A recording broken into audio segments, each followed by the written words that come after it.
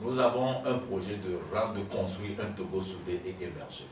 Nous avons un projet de résoudre des problèmes identifiés qui vont permettre à chaque Togolais de vivre sur un territoire qui lui inspire confiance et qui lui permet de rêver et de réaliser ses rêves. Nous voulons créer des emplois pour le pays. Nous voulons un système économique où chacun sera en mesure, sur tout le territoire donné, de se mettre à l'aise, de s'installer et d'exercer sa fonction. Nous voulons un Togo où les fils et les filles du pays peuvent retourner, s'installer et créer des emplois pour leur pays. Nous voulons créer un Togo où la force de l'ordre est un levier au développement. Nous voulons créer un Togo où l'éducation serait un levier de développement. Nous voulons créer un Togo où la justice serait équitable.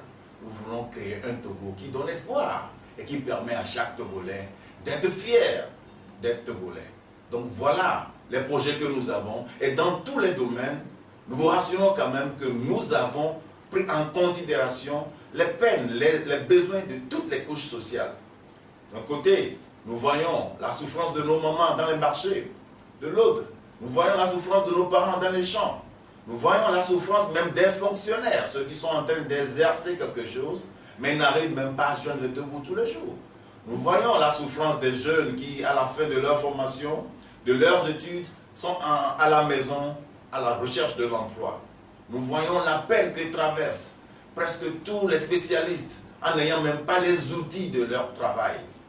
Nous voyons ce qui nous entoure et nous avons développé un programme, un projet où le Togolais se verra impliqué dedans et où le Togolais sera un bâtisseur de sa propre destinée.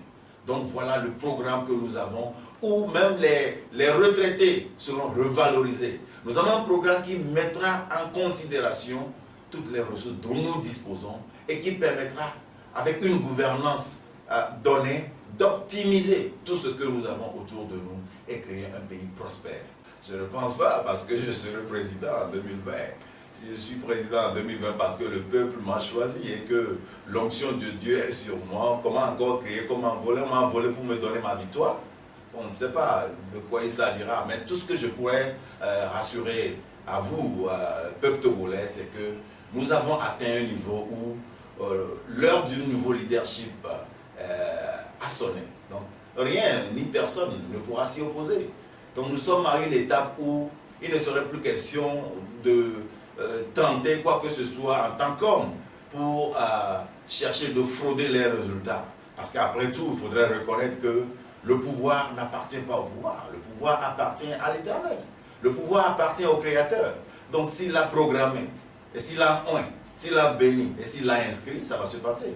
Donc je pense quand même que les fichiers électoraux et autres jouent un rôle important dans la réussite du processus électoral. Mais la question que nous devons aussi nous poser, c'est de savoir ce qui transforme souvent les résultats des urnes. Mais si ce qui transforme les résultats des urnes n'arrive pas à trouver solution, nous aurons toujours les mêmes problèmes. Parce qu'il est important de faire de bons diagnostics afin de résoudre les problèmes donnés. Donc nous venons avec un programme qui rassure chaque acteur, qui rassure les multinationales, qui rassure tous ceux qui ont des intérêts dans ce pays. Parce que ce n'est que par là que nous pourrons construire un pays prospère où les résultats des urnes seront les résultats proclamés.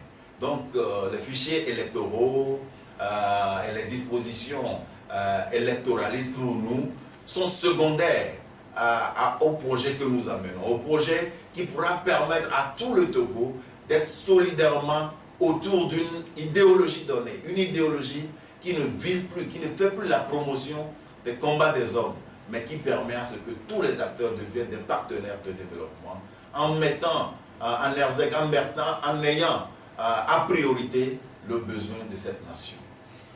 Pour comprendre, à la nouvelle vision, l'alternance politique est certaine en 2020.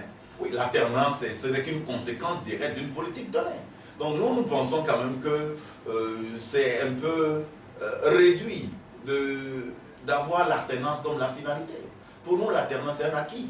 Il suffit d'avoir une politique qui rassure.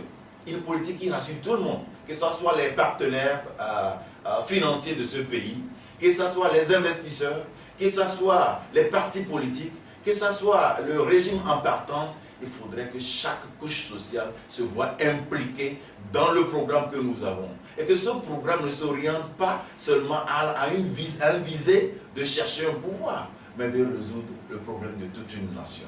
Donc pour nous, l'alternance est certaine, parce que voyant toutes les anticipations que nous avons déjà faites depuis le début de cette crise et leur réalisation, nous sommes certains que ça ne va plus durer et que bientôt le Togo va être sous un nouveau leadership qui lancera